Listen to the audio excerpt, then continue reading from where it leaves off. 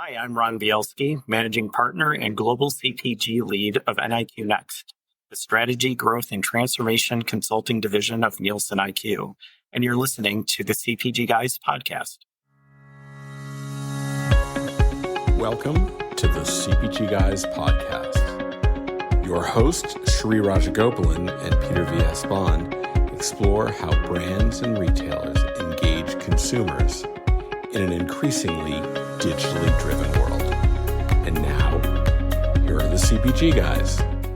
Hello and welcome to the CPGGUYS podcast. I'm of course Sri, your co-host and also CRO and co-founder of Think Blue Consulting, your trusted partner in your omni-channel development journey. Get in touch with me at sri@thinkblueconsulting.co, that's co.com. Please do listen to my older daughter's music at www.riyaraj.com and follow Laura Raj, my younger daughter, as a member of the world's fastest growing global girls group, Cat's Eye. I'm of course joined today by my co-host, my best friend, and psychic Mr. Peter V.S. Bond, who also moonlights as head of industry and client engagement at Flywheel, the commerce acceleration division of none other than Omnicom, the holding company. Peter, where are you today? What's going on? How are you? Hey, Sri. Well, I'm in Midtown Manhattan today. I managed to lock up my Flywheel PC, so I had to give it over to the IT people to re-image the entire thing. Serves me right. But I'm also going to a wonderful event this evening in Lower Manhattan with our friend Sarah Marzano. She's giving a speech, so I'm in town to do that. But I'm what I mostly have going through my mind, Sri, is you and I started last night on all our travel plans for the coming season, we'll call it, from September through June. And I start to realize all the plane tickets we're booking to go to events like Grocery Shop and Unboxed, and even so far as to booking our lodging in Cannes for next year's Festival of Creativity. It's getting real, Sri. It's about to start up again, the craziness. Nothing is better than good prep. That's what we've done, but it also reminds me where and when we have to be in the industry and what we need to still do for the industry. So long way to go. Make sure you're subscribing to our podcast on your preferred listening platform where you can get our latest episodes and even go back to consume the over 510 episodes we've published. Today's episode is an industry-focused one that will span the spectrum of macro and microeconomics and what CPG brands can really do about it as they look for volume growth. Join us in welcoming to the podcast, Ron Bielski. Ron is the managing partner, global FMCG lead of NielsenIQ Next, which is the strategy, growth, and transformation consulting division.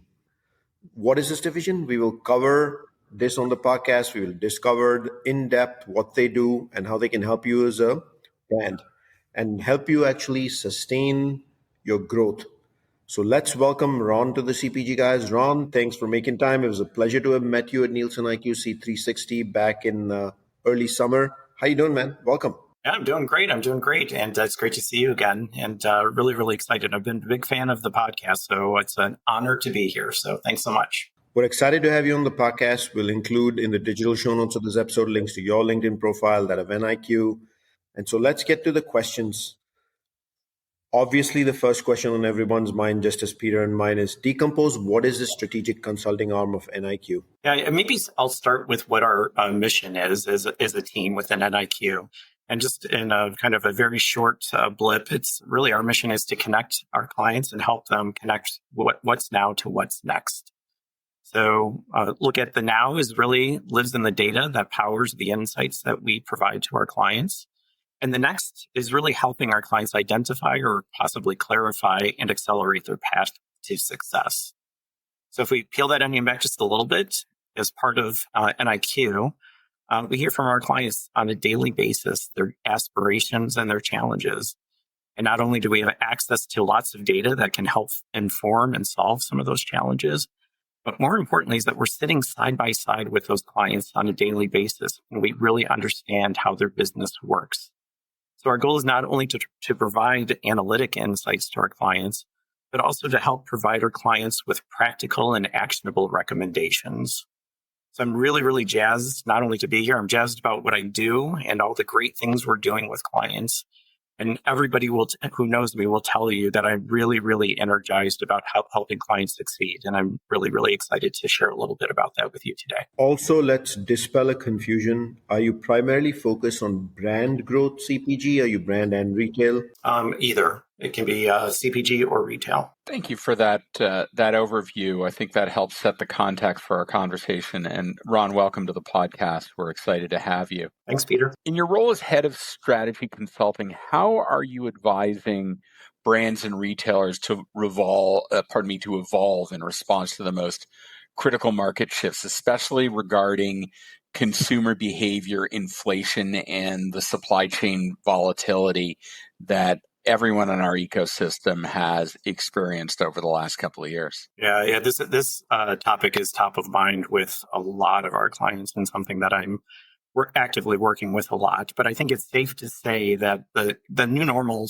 for us in CPG or retail can be summed up in one word, and that's uncertainty. And obviously, things are not as predictable as they used to be. And you've mentioned a few examples of that. So really, success requires organizations to be more rigorous in their planning. So this means not just having a plan A, but also having a plan B and a plan C, and really having those represent the most probable scenarios that might unfold. So let me give you a quick example of how we're helping clients in this way. So we recently helped a global food manufacturer address this dynamic, and help them by identifying and quantifying the volumetric impact of over 20 unique factors, many of which are outside of their control, by the way. So those are things that you mentioned. Inflation, tariffs were part of it because this was a food client, changes to the SNAP program, and just overall changing consumer preferences are things that we addressed. The overall goal of the engagement was to help the client pivot from a reactive stance to a proactive one. So these forecasts and this quantification that I just described, as well as the recommendations that we provided to this client, are now being used as part of this client's long-term strategic planning process. It's helping them develop plan B, plan C, etc. So really, my broad recommendation to listeners today is to reacquaint yourself with things like game theory, for instance. That's the things that we study back in school and whatnot. But I'm a very big believer in going back to fundamentals and trying times. So as game theory is a really, really valuable tool in this environment. And if done well, it really does provide a roadmap for plan B and C and whatnot. And finally, I can't emphasize this enough. As marketers, we do have a responsibility to the organizations we work for to always keep consumers front and center of our strategies.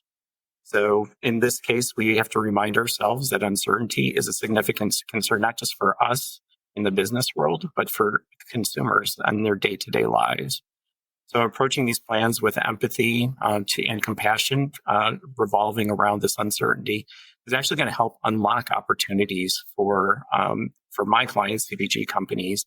That's going to find areas of growth for them. Ron, as somebody who's in and out of the data every day, what I originally wanted to ask you about the shopper data, which I'm going to get to, but I'll be remiss if I don't ask you. The CPG industry has been in a volume challenge mode for nearly 2 years now or more. If I were to ask you as the captain of the consulting arm, what is the number one suggestion you would give CPG brands? What would that be? Is it literally what you just told us about become analytical? Yeah, I think analytics actually inform strategies overall. But I would say the biggest thing that I would say, the most important thing is to make sure that we're looking through a consumer lens, as I just said, to everything.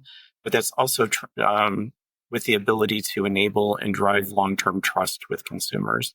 And that's a big challenge within all large organizations, but certainly for large CPG organizations overall. So anybody that knows me well knows that I'm a big believer in trust. It's a big thing that I weave through everything that I do. And likely we'll hear a bit about that as we have our discussion today. So, does it mean that the data that you're seeing, there's some sort of signal or communication happening back to you from the data that trust is eroding across the board for the largest brands in the world?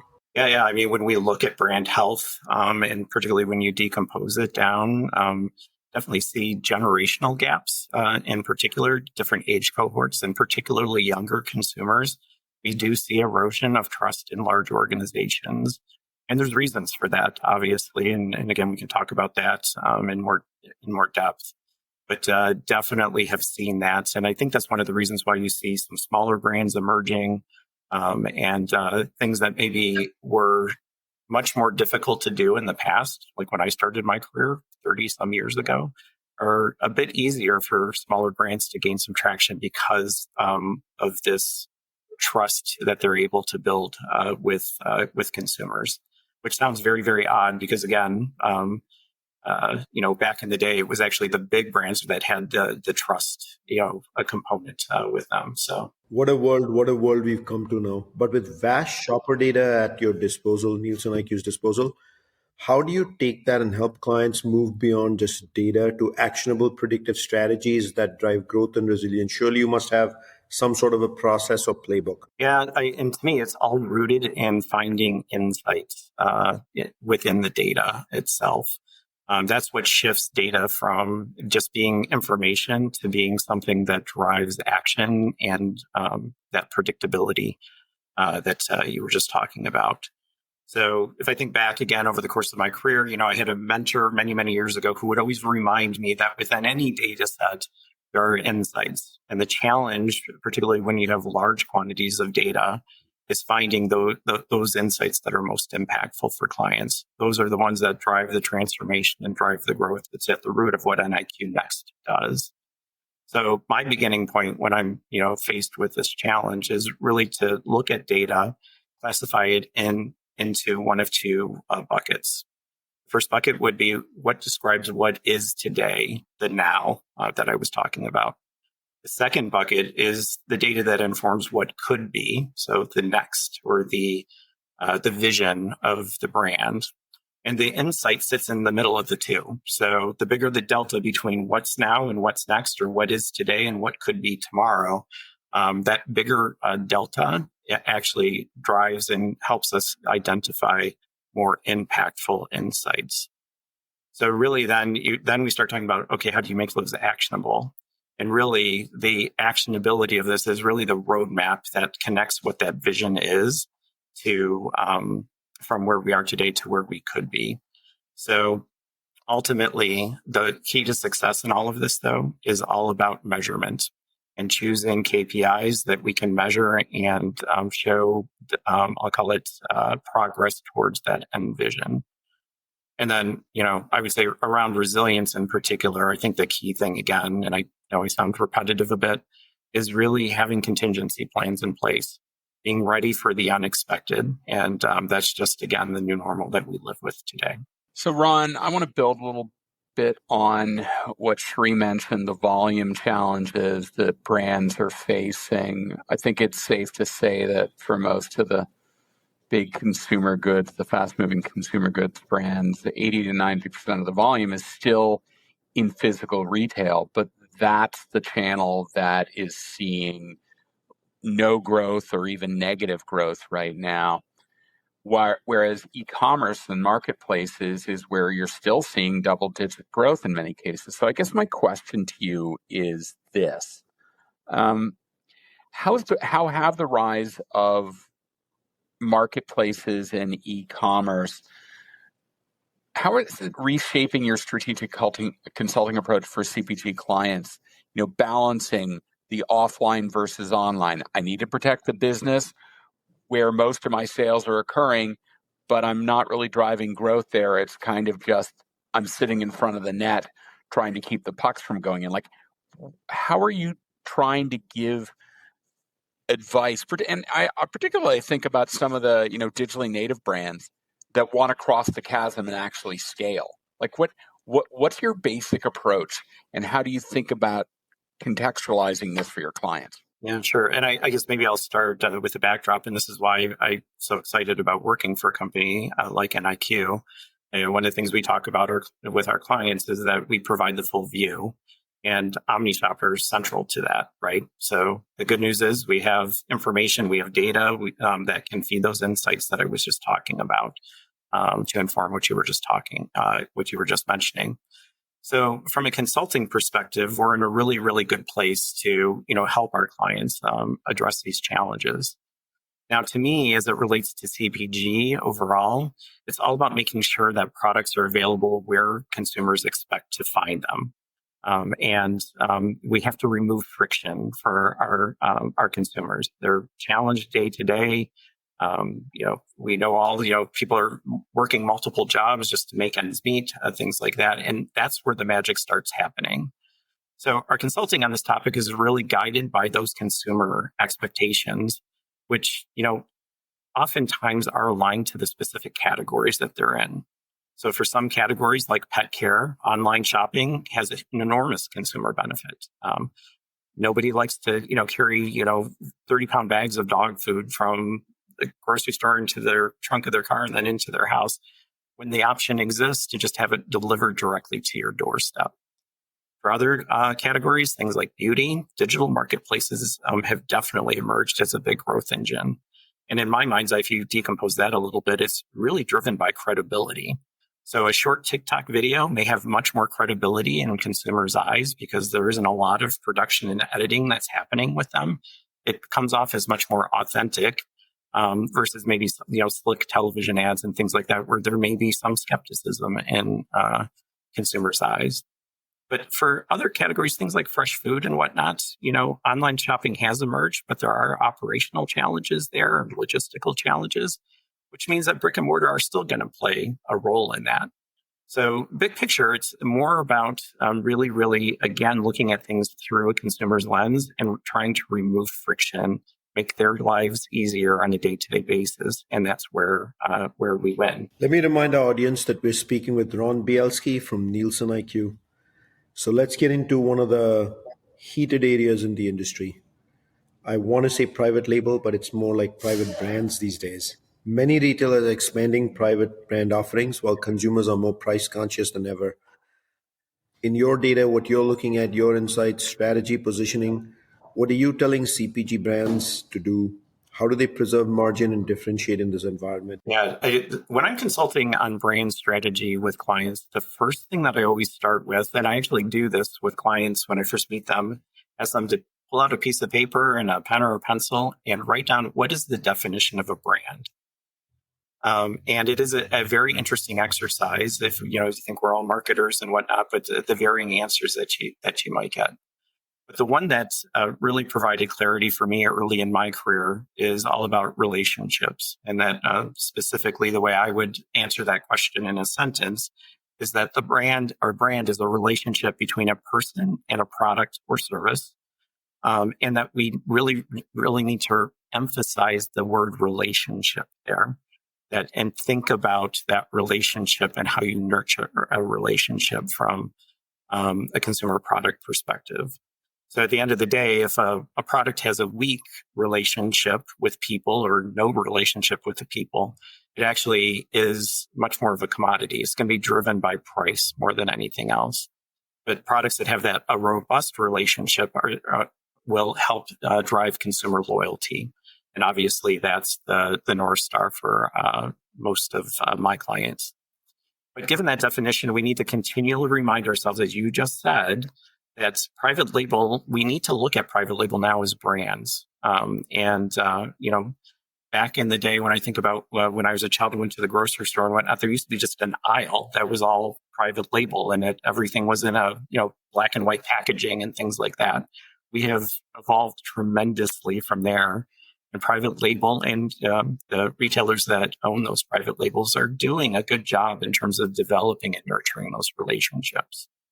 So I think the key thing is if we want to think about preserving margins and differentiation, the brands must, first of all, justify their higher price point.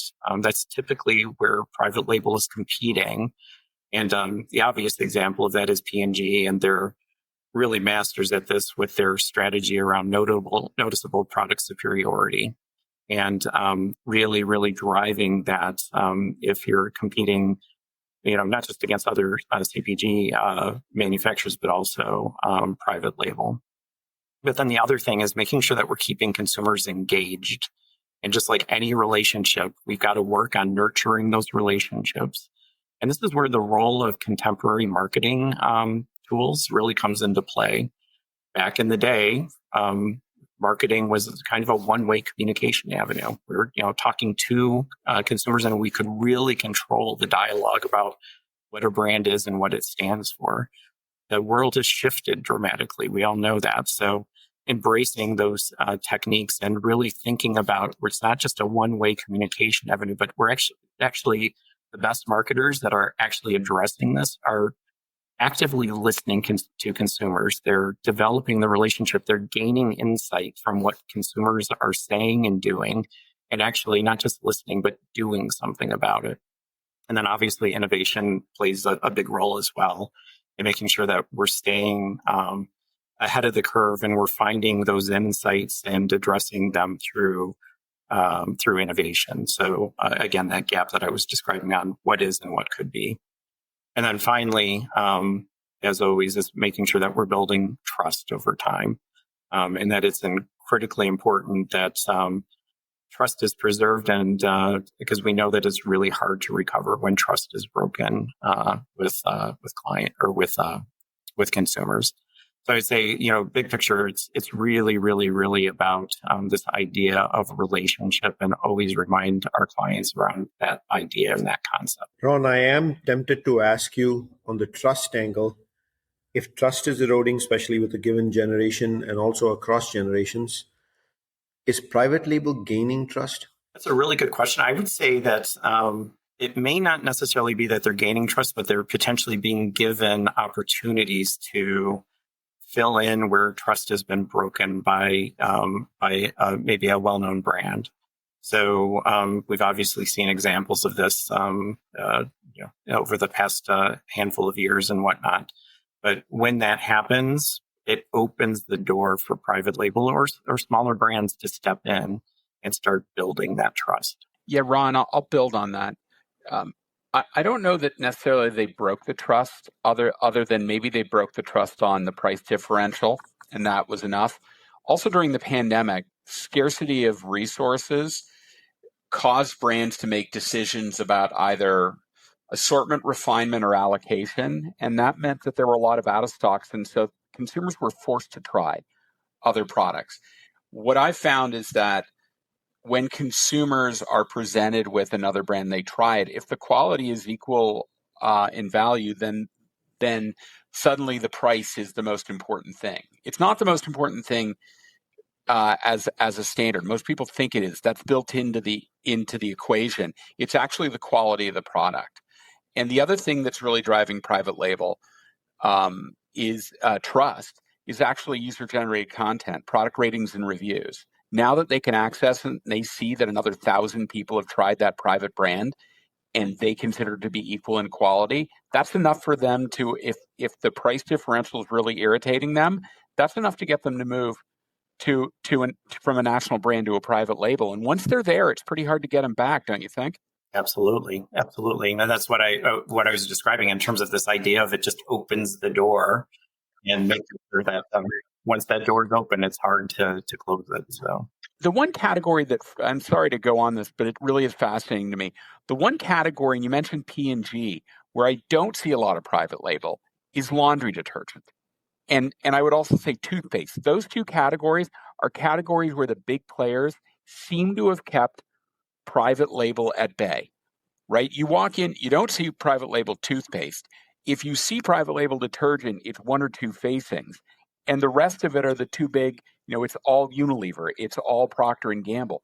What are your thoughts on that, if you have any, on why they've been able to keep out, Procter & Gamble in particular has been able to keep private label out of their categories, their dominant categories?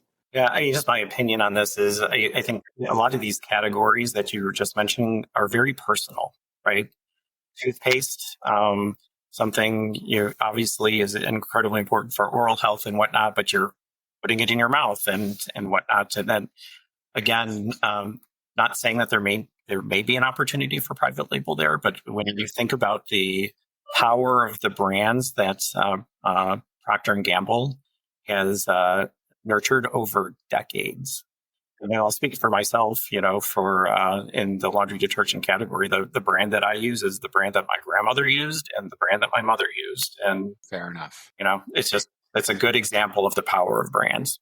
All right, so let me get to my question now that I've picked at the last one that you and Sri were reviewing. Consumer demand for sustainably and ethically branded products is rising. How does your team at NIQ support brands in aligning these consumer values with your client's business performance, avoiding both underperformance and also this concept of greenwashing? Yeah, to me, the one thing that we focus on when we're talking to clients in this space is it's all about authenticity. And really this idea of being authentic when you're talking about sustainability, ethical branding, and whatnot. But it really does start now with the recognition that the world has evolved to the point that ethical branding and strong business performance are not mutually exclusive. One can actually help the other one. And it really, to me, starts with defining the brand's mission. And if a brand determines that sustainability or any other strategy that's connected with social responsibility is pivotal to its positioning, the most important things are, first of all, that it's ubiquitous, that all touch points reinforce that mission overall.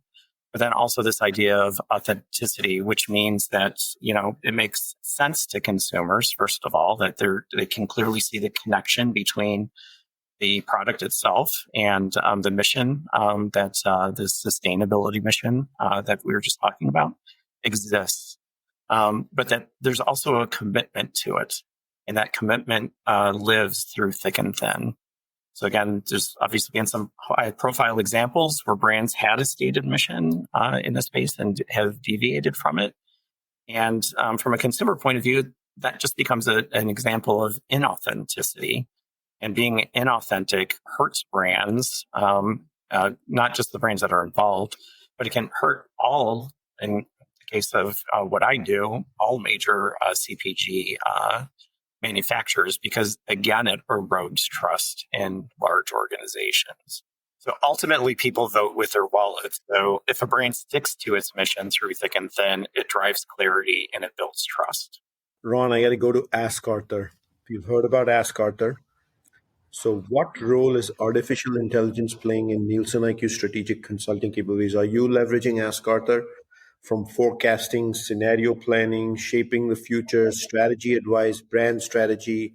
How are you actually helping clients adapt to the usage of AI in their everyday business? I guess the first thing as it relates to Ask Arthur is, something we're really excited about and seeing lots of positive client feedback, really helping our clients navigate data and whatnot. But that's a starting point. From a consulting perspective, as is very well documented, AI is an enormous disruptor for consulting firms. But on its surface, one of the obvious benefits is that AI helps the analytic process, and particularly with large data sets. But one of the key advantages for NIQ and NIQ Next in particular is that not only that we have access to the data, one of the key advantages NIQ Next has is not just the access to the data that is at our fingertips, but that we know how it's structured. And that structure of that data really, really helps drive efficiency when you're using AI. So more specifically, we know that NIQ clients have specific ways that they like to look at their business. They have custom databases and whatnot, and we're able to very, very quickly adapt our consulting to that customized view that they have.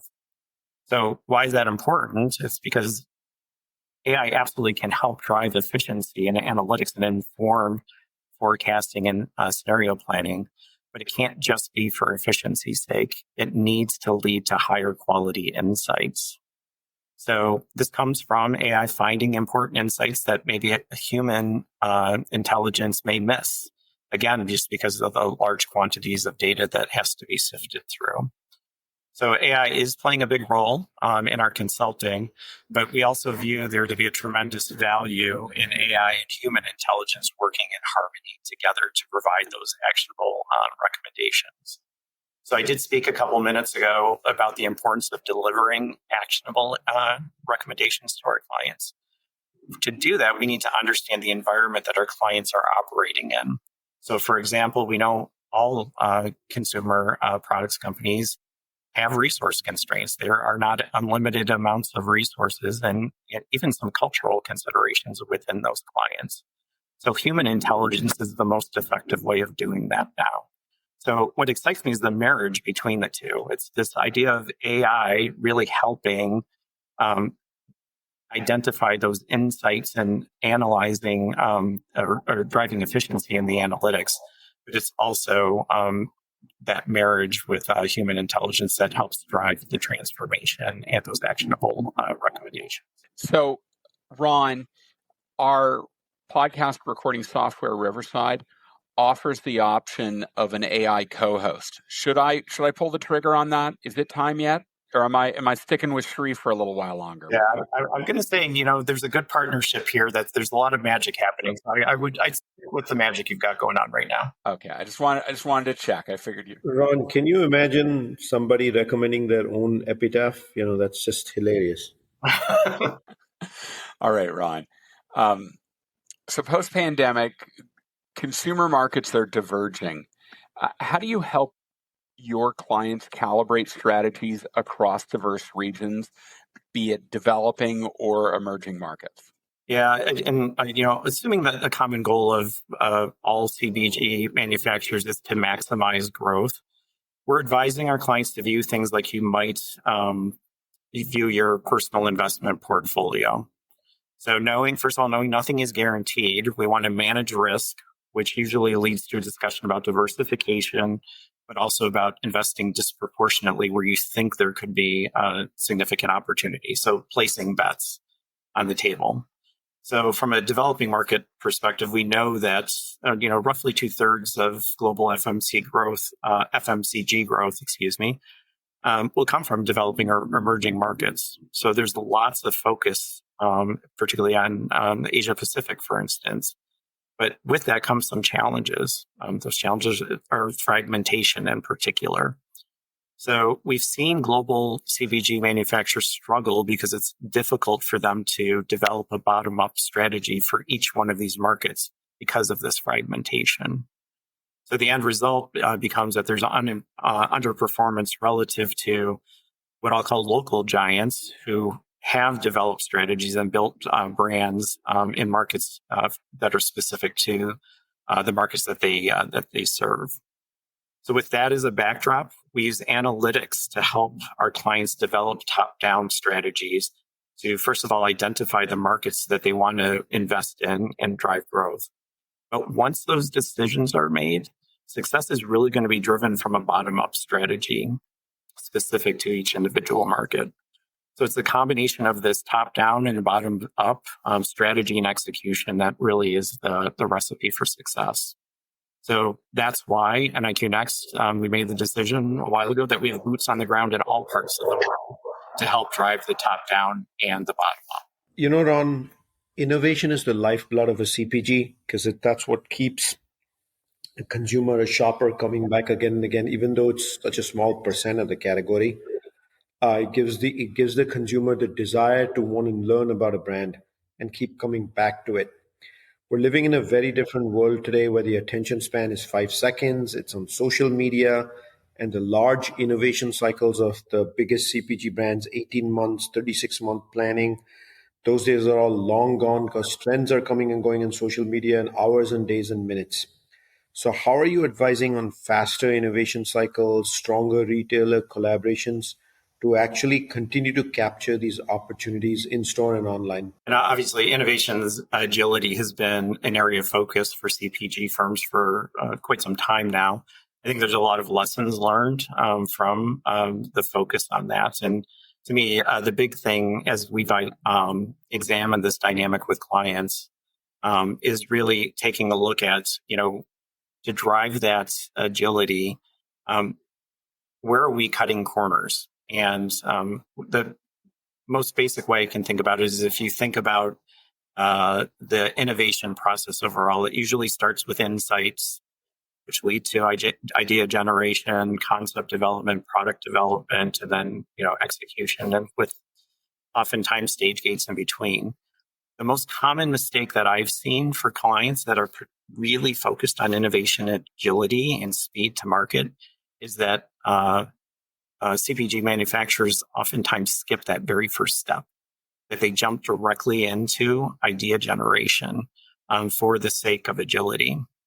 So to me, to drive incremental growth, insight identification is actually the most important phase of the overall process. So just a reminder from what I said a couple of minutes ago, that insight sits between what is and what could be, which means we're actually helping consumers address their challenges or, again, remove friction in their lives. So if we aren't disciplined in terms of identifying the gap between what is and what could be, the risk is that the innovations fail to drive incrementality, just basically cannibalizing ourselves. And that's a very common challenge for consumer products companies. So to me, the key to driving incremental growth via innovation isn't about cutting out steps in the process. Rather, it's about being more agile in each step of the process itself. So that's what we focus on with our clients when we're talking to them, is really examining each one of those steps and what's happening in those steps, but not eliminating, and particularly not eliminating that very first step. Regarding retailer collaborations, I would say the overall goal is to find win-win partnerships. Success really means transforming the relationship between a CPG manufacturers and retailers. So if you think about this, a lot of times this is almost the evolution of this idea of category captains and whatnot, and really trying to shift to being more of a trusted advisor with retailers. And that means thinking about things through their lens. So as much as a major CPG manufacturer may want to drive incrementality, where they're really going to win is if they can demonstrate driving incrementality for the retailer as well. So that's why things like premiumization and whatnot are big trends in the industry. They can drive incremental dollar growth. But I think the really, really important thing and key lesson there is really understanding how decisions that a CPG manufacturer makes would impact the results for a retailer partner. So, Ron, I'm going to think back on my career, not the last decade, but actually into the last millennium. I was working at a CPG brand, and every 4 weeks we would gather in the largest conference room, an army of people, and we would print out all of our NIQ reports. And we would make copies and make distributions, dropping this account in this person's pile and that account. And that reporting primarily focused on dollar sales, unit sales, equivalized volume sales, and the corresponding shares, right? That was what everything was gauged against. So my question to you is this: what are the more modern KPIs that you recommend for measuring the long-term impact of strategy consulting engagements in areas like brand health, consumer loyalty, and even omni-channel effectiveness? Yeah, well, first of all, I would say I would not diminish the importance of all those metrics that you just described. Those are universal and whatnot, so not at all suggest. Ron, we'll call them like the RSTLNE that they give you right before the final puzzle of Jeopardy. I want to know what the other letters are. That's what we're getting at, right? The one thing that I talk to clients a lot about, and I think is a bit underutilized, although I wouldn't necessarily classify this as modern, but is repeat, and really taking a look at repeat and understanding, what it's saying to us. And particularly if we can look at it over the course of time and benchmark it against competition and whatnot. And hand in hand with that is, what's the point of entry for, when you have consumers coming into your brand franchise, and what's driving that, and why are they coming in? And so it's almost like maybe dusting off the TNRs a bit and looking at them. And I think there's a lot of valuable information that actually feeds all the things that you were just talking about. It gives you signals around brand health, gives you signals around loyalty, also gives you some perspective in terms of omnichannel and its effectiveness overall, connected again to removing friction for consumers. So I would say, big picture, maybe it's back to the future a little bit, but it's taking a look at those two key things, point of entry and repeat. On the repeat side, you said quite a bit about why it's important today. Does it mean the data is showing you that brands have kind of moved away from that focus in the recent past? Yeah, it depends on the brand, but I would say that, I have had instances where I talk to some clients where it's like, okay, are you looking at TNRs? Are you looking at repeat and whatnot? And I unfortunately have seen some instances where it's like, no, that's not even on our radar. And again, it's, relatively easy to measure. And it really, really is insightful overall. So my last question for today is around your career in strategy consulting. What lessons do you hold most valuable? Did you have a mentor? And what are those one or two big CPG trends that you're very excited about? On the contrary, you're very worried about? And again, I know I sound like a little bit of a broken record, but, I started my career in consulting right out of college. And one of the things that the firm that I worked for really, really emphasized at the time is this idea of building trust. And it's, not just building, but sustaining trust in the organizations that have chosen to partner with you. They can partner with any consulting firm. So the idea is, when they trust you, they're going to come back and really, really value the insights that you're bringing to them. Obviously, it's critical given you're giving recommendations that have lasting impact. So it's important. But under that same umbrella, probably one of my biggest concerns, as I see, and this evolution that we've been talking about for CPG companies, and in particular the large ones, is this erosion of trust that we've been talking about.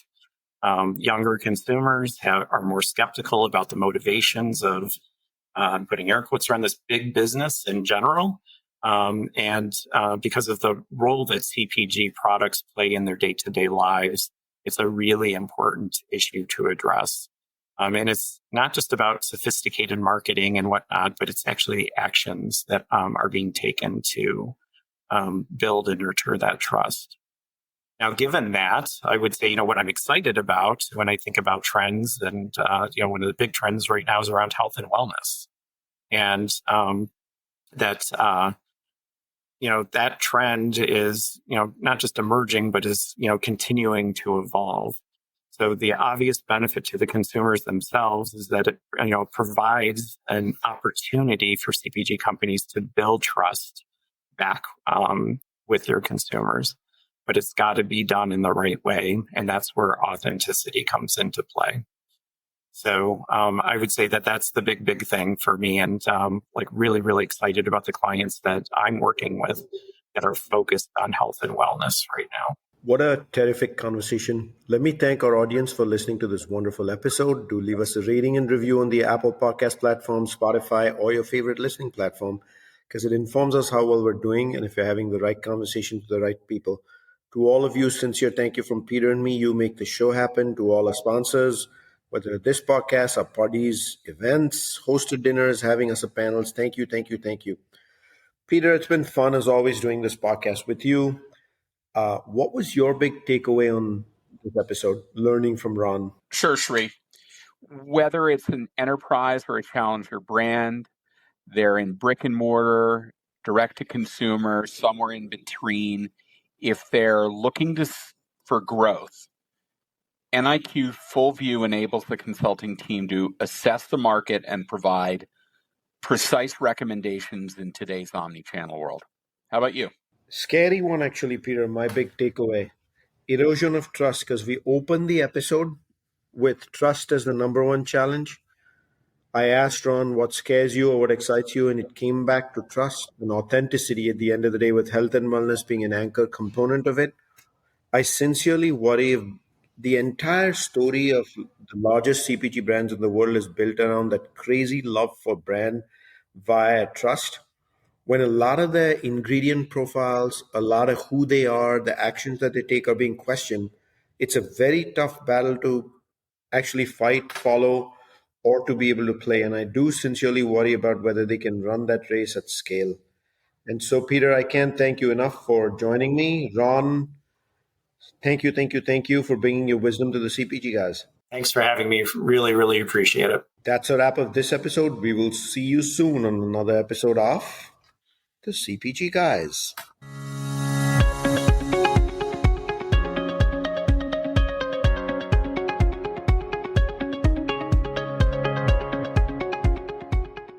The content in this podcast episode is provided for general informational purposes only. By listening to our episode, you understand that no information contained in this episode should be construed as advice from CPG Guys LLC or the individual author, hosts, or guests, nor is it intended to be a substitute for research on any subject matter.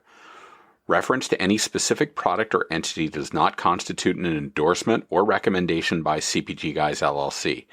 The views expressed by guests are their own, and their appearance on the program does not imply an endorsement of them or any entity they represent. The views expressed by CPG Guys LLC do not represent the views of their employers or the entity they represent. CPG Guys LLC expressly disclaims any and all liability or responsibility for any direct, indirect, incidental, special, consequential, or other damages arising out of any individual's use of, reference to, or inability to use this podcast or the information we present in this podcast.